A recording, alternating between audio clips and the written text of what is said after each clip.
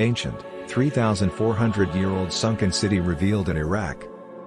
Researchers discovered and documented extensive fortification with walls and towers, a multi-story monumental storage building, and an industrial complex were discovered along with a palace.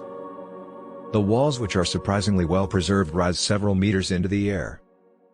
A long-lost ancient city has re-emerged from the waters of the Tigris River as a result of massive droughts that have struck Iraq and its surrounding regions for several months.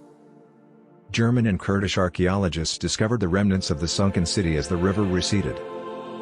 Initial data suggests the city dates back to at least 3,400 years ago, which would suggest it is a Mitanni Empire-era city.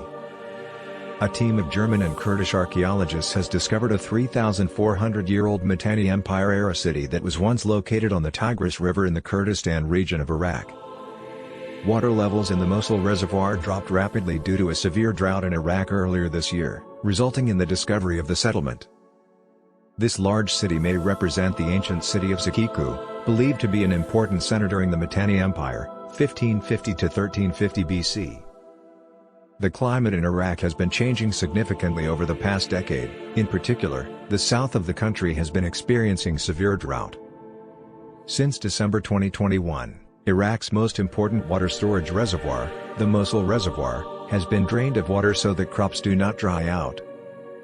This led to the discovery of a Bronze Age city that had been submerged decades earlier without any prior archaeological investigation.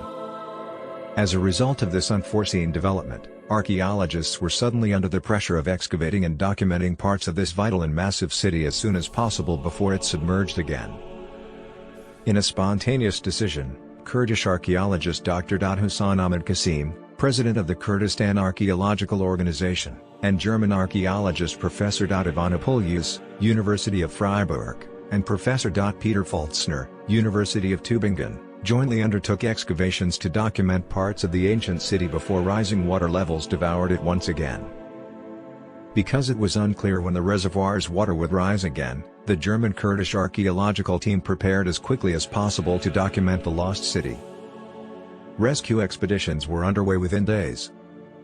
The Fritz Thyssen Foundation provided short-term funding for the project through the University of Freiburg. The researchers were able to map the city quite fast. An extensive fortification with walls and towers, a multi-story monumental storage building, and an industrial complex were discovered along with the palace, which was documented during a brief campaign in 2018.